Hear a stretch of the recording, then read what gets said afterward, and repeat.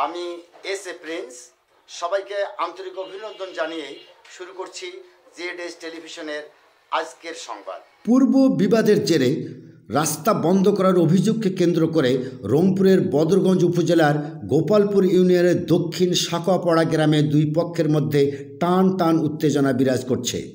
হাসিনুর হত্যা মামলার ঘটনায় রফিকুল গংরা মামলার বাদী নাসির উদ্দিন গঙ্গের উপর হামলা চালিয়েছে এমনটাই দাবি করেন। থানায় অভিযোগ করেছেন বাদীপক্ষ। তুচ্ছ ঘটনাকে কেন্দ্র করে বাক বিতণ্ডার জেরে তাদের উপর হয়রানিমূলক অভিযোগ দায়ের করে এমনটাই দাবি করেন রফিকুল গংরা। আমাকে বিক্রি করছে আজারুল 10.5 শতকের ভূমি। ওরা বলে নাকি ওমার চাচাতো জ্যাঠতো ভাইয়ের সাথে 1/2 শতকের জমি আস্থার জন্য নেছে, এই পাকে এই নাসেরের জমি 1.5 শতক দেছে। তো ওরা তখন আমাদের সাথে কম্প্রিজ হয়েছে যে তোরা এই পাকে আসবেন, ওরাও পাকে যাইবে। আচ্ছা ঠিক আছে, বাড়ি বাড়ি ব্যাপার, ওটা ব্যাপার না। এরাও আমাদের বাপ চাচা, ওরাও আমাদের বাপ চাচা। এক জমি দিছি 1/2 শতক, দেখছেন তো 1/2 শতক। ওই জমিটি আমরা মানে পুরোটাই ফেলে দিছি যে 1 শতক এখন জিনিস যাতায়াত করুক। রাস্তা কেউ কারো বন্ধ করে না, এখনো কোনো আস্থা বন হয়নি। আস্থা জেল বন হয়, আপনি আসতে পারেন। বন্ধ না, কাজে ঝগড়া লাগে নাই, তর্ক লাগে।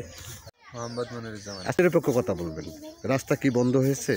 না না না, আমার নাসিরের অর্ডার হয়েছে 23 তারিখে শুনানি হবে। এই কারণে মারামারি।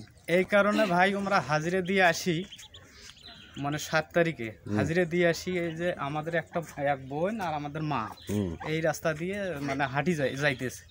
আমাদের অসুস্থ মা মনে করেন 3টে ধাক্কা দিয়ে এই পাশে বাড়ি পাশে ঘুরিতেছে। তারপর ওখানে আমরা যা পৌঁছি নেই আমার চাচার বাড়ি, আমাদের দাদি যা সিলাইতে কথা আমাদের বাবাকে শেষ করে ফেলেছে। কাক কথা হাফিজার বাবা ফেলে ডাঙ্গা হয়েছে বাড়ির ভেতর।